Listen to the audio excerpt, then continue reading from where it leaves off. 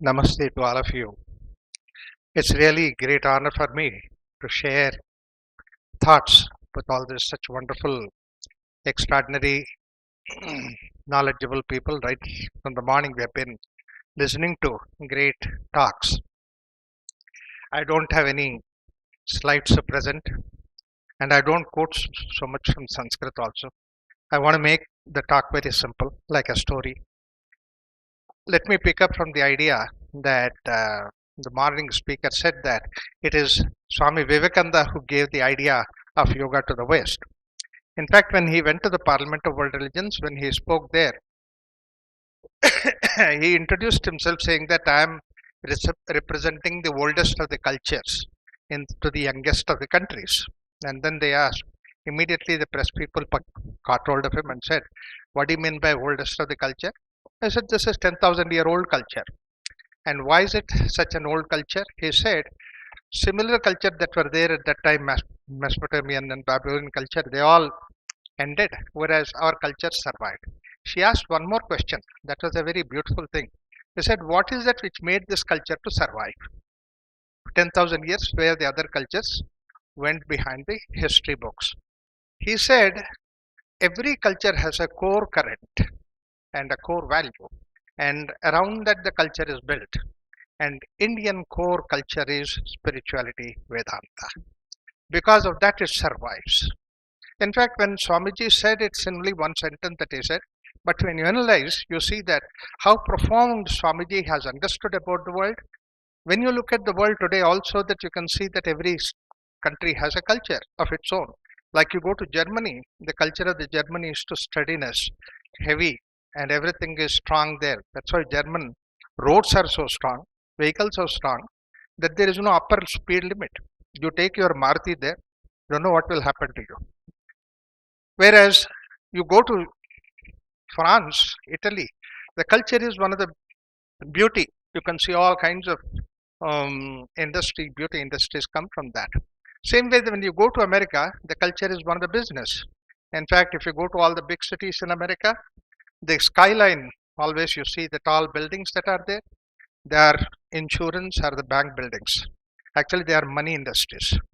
So they only know how to make money. In fact, when I first visited at that time, probably, I think Dr. Gangadhar was also there at that time. I remember I introduced them in America, the neti pot, which is about 15 rupees, 20 rupees here. I took it there, introduced. First I said, no, we don't want this kind of a thing. No, this is something you are introducing into the nose. 10 years later, they came up with very beautiful name, they're very good. They said this is nasal irrigation equipment. And it is $50 a piece. Wow. And on top of it, there is a star on the package, and that says, a sachet of salt is free. Wow. They're wonderful. They're very good. Like that, every culture has its own nerve current. In Japan, when you go, the nerve current of that particular culture is miniature. You look at America has big cars, Japan has small cars. America has big roads, Japan has small roads, but equally functional. India has huge mango tree, they have bonsai mango tree. It all shows that their cultural background behind it. Similarly, England, when you go, everything is about the regality, about the royal. You go everywhere, Trafalgar Square or Buckingham Palace, this palace, that palace, that's what is the thing. So like that, when you go to Indian culture, the most important part of Indian culture is this Upanishads, or the Vedanta. Let me take you to the journey of Veda and Vedanta and Yoga in a very simple way, that actually in morning also somebody said that, Krishna saying in Bhagavad Gita, quoting from one place, Arjuna asked Krishna, you are teaching me all those things. When did you learn all this knowledge which I don't know? How did you know it? He simply replied, no, it is not at all learned. I taught to sun god. Imamam vivasvate prahuhu manuviksha kave bhavit. I taught Surya, my God. You see, I'm asking you, when did you learn? And you are saying you taught to Surya. The idea behind this is one thing, that Surya is the one which is cause for our creation. When you look at it, it's a poetic way of expression. He says that even before the creation has taken place, yoga was always there in the nature. Only thing is it has come up. So over a period of time, it's like the way that geometry was always there in the nature. Geometry was never not there. Only thing is Euclid came and wrote the formulae for geometry. He did not create geometry. And simple formula he said, like for example, 2 points are there. The minimum distance you connect these 2 points is a straight line. I mean, is it a law? Is it something? But look at the way that's how he started the whole journey of geometry. And today we have all the geometrical sutras. Like that, in this culture, yoga has always been there. Only thing is that Patanjali has given us the sutras, like the way Euclid has given us the geometry. And that's what you can see when you go back. Yoga's references there in the Vedas, yoga's references there in the Upanishads. Bhagavad Gita talks about it, and morning she was quoting yoga is there in the case of Yoga Vasishta, which is supposed to be Rama's discussion. 6,000, 7,000 years ago history it is. So that means to say basically for 10,000 years this yoga has been there. So all that knowledge that is there in this particular culture, the way that I look at it, there were group of people who compiled this particular knowledge in the form of Vedas. So that's how the Vedas have come into existence. Whatever that was there in this culture going on, people have accumulated that in the form of books. And those books are like the way somebody takes the journey through some region, and then whatever that is there, makes a diary of it. So that's how basically the Vedas are supposed to be, containing every kind of knowledge that was there in this particular culture. Now, when you closely watch this Veda, Yajurveda, Samveda, Atharva Veda, later on British said that it has come from Euphrates Tigris River, that is Central Asia. But anyway, it's all gone. David Frawley has written such a beautiful book on that Aryan invasion theories group. Scoring it, but basically, essentially, that all this was there in our culture. Northwestern part of it, it is Rig Veda. Northern part is Yajurveda. Northeastern part is Samaveda. Central and southern part is Atharva Veda. So you can see the descriptions, everything matching with that. And these Vedas have two portions essentially. One portion is the activity portion, which we call it the Karma Kanda. And the second portion is the knowledge portion. That's what is Jnana Kanda. And the Jnana Kanda is known as Vedanta or the Upanishad. Veda is the knowledge, and then Anta, it is not that you take the book of Veda and then last page you turn, you find Vedanta. It's not Anta in that sense. Anta in the sense that Veda is the lifestyle that was being followed in this particular region. And this lifestyle has a purpose, goal, end of life journey that we need to do, and that is why it is called as Vedanta. And this is what the Upanishads are. Upanishads are because the student and teacher sitting together discussing about that in close proximity, because the student has questions, very fundamental question that was discussed. That way of discussion is called as Upanishad. So therefore Vedanta is the basically the goal of purpose of the life of this particular planet called Bharat. And as morning somebody was mentioning, and day before yesterday only I was coming across that right from Turkmenistan, Armenia, and beyond that, right up to Australia, this was a part of this culture. That's why in our mantra, even today we refer Bharatavarshe, Bharatakhande, which means all these things that are there.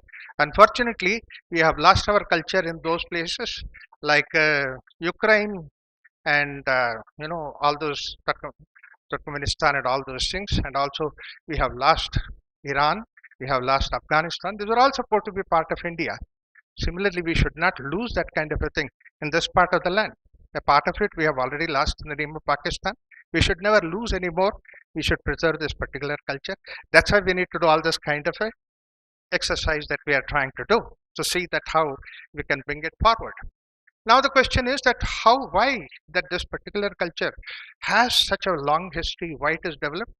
The way that I was thinking about it, the simple reason for that is that in other parts of the world, wherever I visited, I saw that life is a big struggle, it is between weather conditions, between the various other vagaries and all those things, they used to face so much of difficulty. Even till today, when I go to Germany, my friends on Saturday they have to cut the wood, firewood, so that they can heat the house throughout the week. So this is kind of a struggle that is there. Look at in India, you can sit under a tree, you can eat a couple of fruits, you can survive comfortably. You don't have any problem, particularly in Bangalore. You don't have to wear any warm clothing, any hot clothing, something like that. Everything is fine.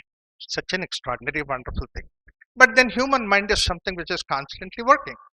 So therefore, in this country, the mind that was working, instead of going outside, because there is nothing more that you can achieve from outside, therefore it went inside. Avrutta chakshuhu amrutatva michan was a principle which was naturally adapted by this culture in this way. Therefore, there was so much of research that has done in the inner perspective that we have. Like the way somebody said that the number of names that Eskimos have for this ice, because that they have done so much of research in the ice outside. The same way that in India, the number of levels of silence that are there inside the mind, and that's what is samadhi. We have 7 different layers. Only we could think of it, because that we could get deep into ourselves.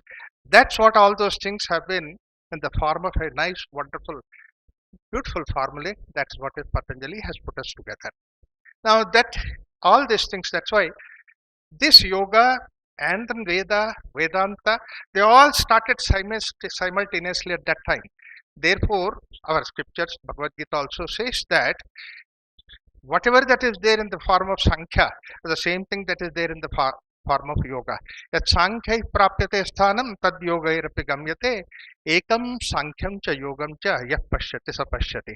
One who sees that Vedanta and yoga, they are serving the same purpose, taking you to the same goal, is the person who rightly understands Vedanta and he rightly understands yoga. So that means they are inseparable.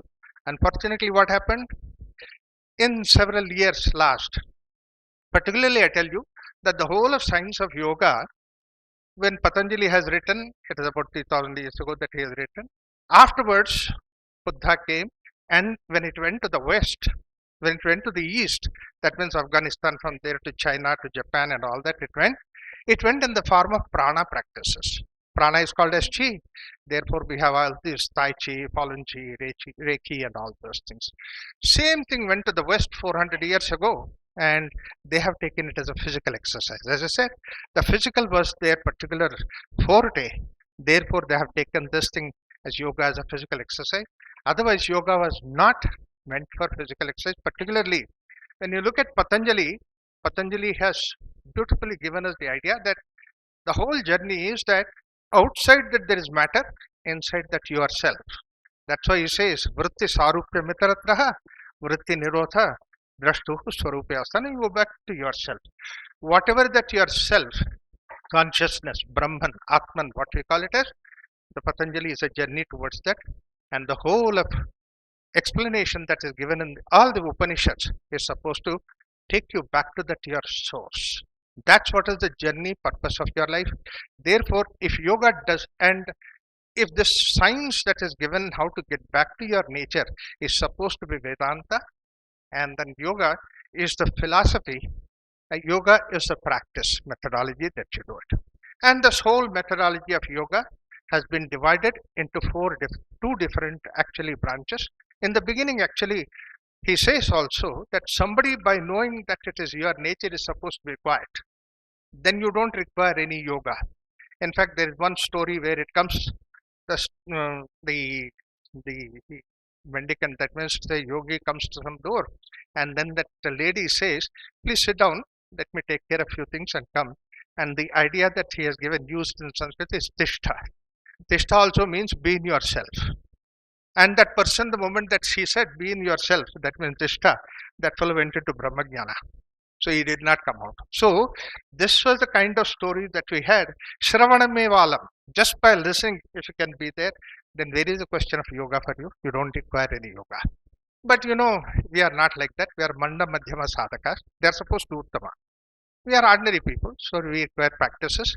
Therefore, not only we, Arjuna also says, hey Krishna, you tell that, keep the mind quiet. It's so easy to say, so difficult to do it. Pramade balavadridam tasyaham nigraham manye vayuriva sudushkaram. It's more difficult to control the mind than to control the wind. And then there, Krishna gives Arjuna gives two ideas. One is, wind is something that you can't see, but you can build a wall to see that wind does not come on this side. Mind also is something that you can't see.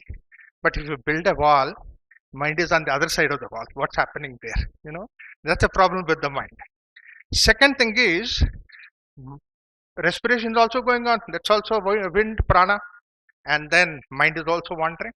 But at least you can hold the respiration for a few minutes. If I say, come on, take the breath in and count 20, hold it, you can do it.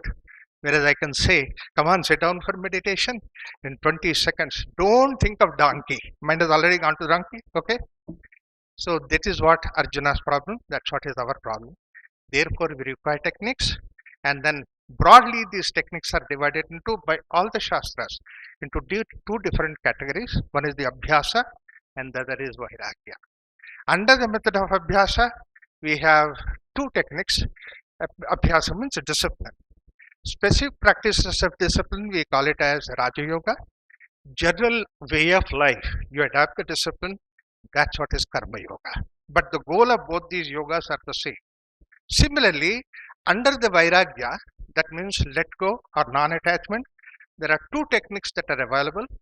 A technique where you adapt the idea of let go by using your intellect. After all, we have such a wonderful instrument like an intellect. Can I use that intellect to see that I let go the problems and then I can march forward? And that's what is Jnana Yoga. I can use my wonderful faculty of emotions and then go towards that peace of mind, inner harmony and tranquility. That's what is Bhakti Yoga. So whether you call it as Raja Yoga, Karma Yoga, Jnana Yoga, Bhakti Yoga, broad picture, all these techniques of yoga are leading to the same goal, that is taking you back to your nature.